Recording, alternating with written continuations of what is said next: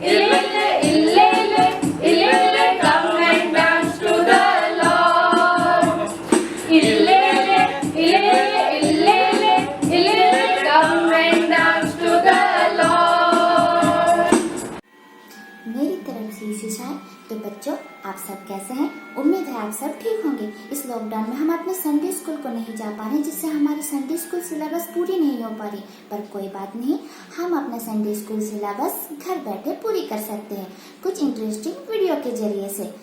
और सिलेबस के अनुसार हमारा आज का टॉपिक है अब्राहम का परमेश्वर पर विश्वास। तो आइए हम सब वीडियो देखते हैं। कई साल पहले केनन की जमीन पर एक आदमी रहता था जिसका नाम था अब्राहम। वो अपनी बीवी सराई के साथ रहता था। उन्हें कोई संतान नहीं थी। एक रात ईश्वर अब्राहम से बात करने आए। अब्राहम, अपने देश से बाहर निकलो और अपने पिताजी के घर से भी, और ऐसी जगह पर जाओ जो मैं बताऊंगा। मैं तुम्हारे राज्य को महान बना दूंगा। मेरा आशीर्वाद सदैव तुम्हारे साथ रहेगा और मैं तुम्हें भी महान बना दूंगा। ईश्वर गायब हो गए। फिर अगली सुबह, सारा, सुनो, कल रात मुझे एक सपना आया था। अब्राहम ने अपने सपने के बारे में बताया। तो जल्दी से अपना सारा सामान बांध लो कि हम दोनों एक नई जगह पे जाने वाले हैं।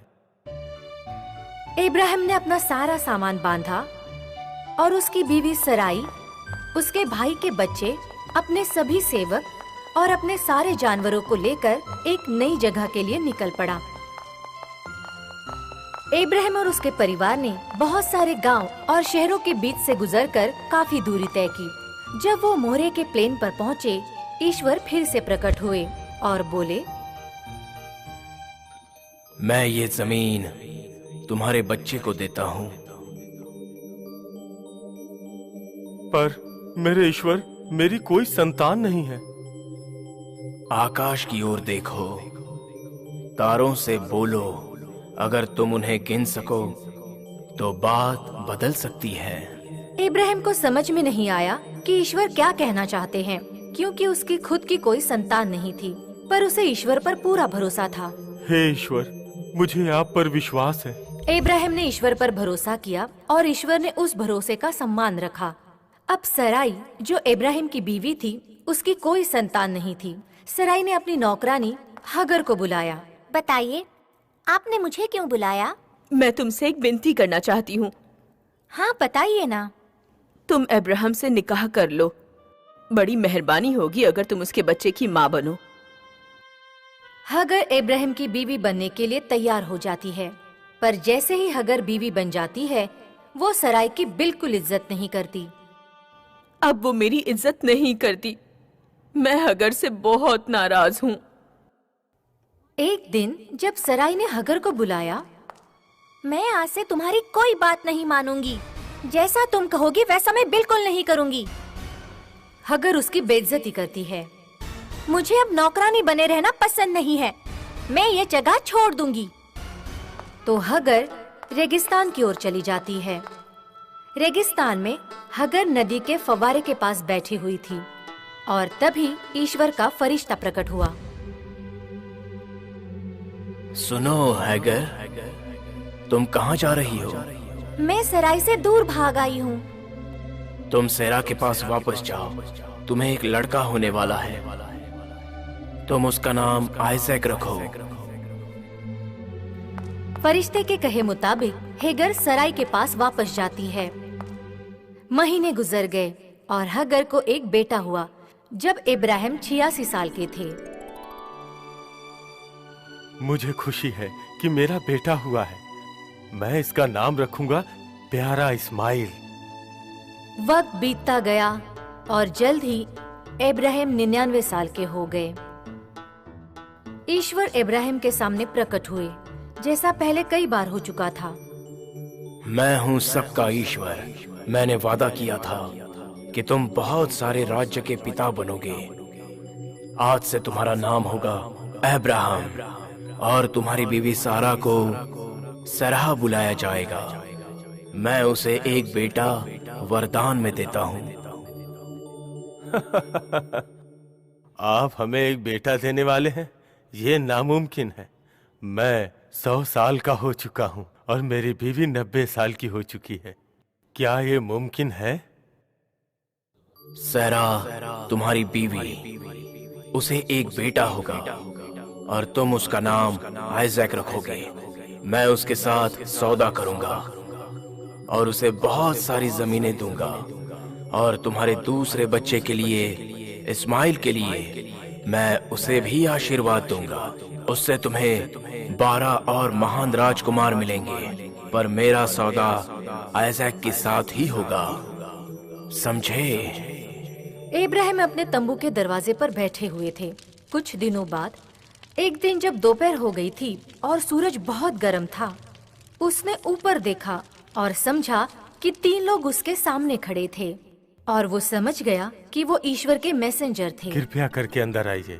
मैं आप लोगों के लिए कुछ खाने का प्रबंध करता हूँ। तुम्हारी बीवी सेरा कहाँ है? वो तो टेंट के अंदर बैठी है। अगले साल इसी वक्त हम तुमसे दोबारा मिलेंगे। तब सायरा एक बच्चे को जन्म दे चुकी होगी। सराय अंदर बैठी थी। उसने सारी बातें सुनी और जोर से हंस पड़ी। मैं अब बूढ़ी हो चुकी हूँ। मैं बच्चे को जन्म कैसे दे सकती हूँ?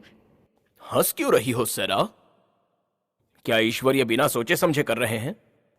ईश्वर के हिसाब से तुम बच्चे को जन्म दोगी। अब हम चलते हैं। शुक्रिया। महीने गुजर गए और सराई को बेटा हुआ। सरा, हम इसका नाम इसाक रखेंगे, क्या कहती हो? ये चमत्कार है। ईश्वर सच में महान है। इस उम्र में भी हमें एक बच्चा हुआ है। चलो प्रार्थना करें, ईश्वर को शुक्रिया अदा करें। मैं ईश्वर पर हंसी थी ताकि मेरे साथ सब लोग हंसे। किसी ने उम्मीद नहीं की थी कि मैं कभी भी एक बच्चे को जन्म दे पाऊंगी। ये ईश्वर का आज तक का सबसे बड़ा चमत्कार है।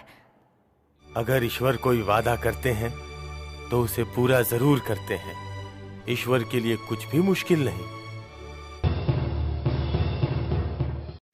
तो बच्चों, इससे हमें क्या शिक्षा मिलती है? इससे हमें यह शिक्षा मिलती है कि हमें परमेश्वर पर हमेशा विश्वास बनाए रखना चाहिए। हमारा विश्वास कभी कम नहीं होना चाहिए।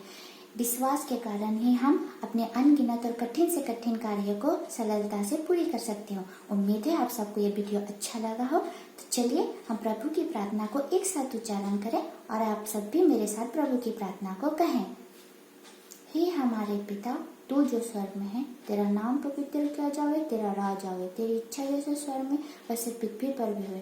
हमारे प्रतिदिन की रोटी आज हमको दे और हमारे अपराधों को क्षमा कर जैसे हम भी अपने अपराधों को क्षमा करते हैं। और हमको परीक्षा में मत डाल परंतु बुराई से छुड़ा, क्योंकि राज और पराक्रम और महिमा सदा तेरी हो। आमीन। और हमारे प्रभु यीशु ख्रिस्ट की दया और पवित्र आत्मा का मेल मिलाप हम सबों के साथ हो। आमीन। यीशु सहाय। आइए हम लोग संडे स्कूल को अंत करते हुए प्रार्थना करें। हे पिता, इस घड़ी आपके निकट आते हैं प्रभु जी। आपने हमें इस सुंदर दिन में सुरक्षित ले पहुंचाया है पिता, इसलिए आपको बहुत बहुत धन्यवाद देते हैं। आज के दिन में हमें जिस तरह सुरक्षित ले पहुंचा, वैसे भी आगे ही तो हमारे हाथ पकड़ के चल पिता। और इस महामारी के दिन में भी आप जिस तरह हमें संभाल के इस नए दिन में ले पहुंचा, वैसे ही आगे भी हमें नए नए दिनों को देखने का मौका दे पिता। और अपनी स्वर्गीय बुद्धि और ज्ञान से हमें परिपूर्ण कर, ताकि हम आपके वचनों से सब कुछ सीखें और अपने जीवन में आगे बढ़ने पाए पिता। हमने अपने जीवन में जाने अनजाने में बहुत से पाप दोष गुना अपराध किए हैं प्रभु जी। उन सबों को तो क्षमा कर और हमें अपने आशीष से परिपूर्ण कर। और इस प्रार्थना को आपके प्रिय पुत्र हमारे उद्धारकर्ता यीशु ख्रिस्ट के मीठे नाम से मांगते हैं। इसे सुन और स्वर्ग सिंहासन में अपने महिमा के निमित्त ग्रहण कर। आमीन। हे हमारे पिता, तू जो स्वर्ग में है, तेरा नाम पवित्र किया जावे, तेरा राज आवे, तेरी इच्छा जैसे स्वर्ग में से पृथ्वी पर भी हो। हमारे प्रतिदिन की रोटी आज हमको दे और हमारे अपराधों को क्षमा कर जैसे हम भी अपने अपराधियों को क्षमा करते हैं। और हमको परीक्षा में मत डाल परंतु बुरे से छुड़ा, क्योंकि राज और पराक्रम और महिमा सदा तेरी है। आमीन।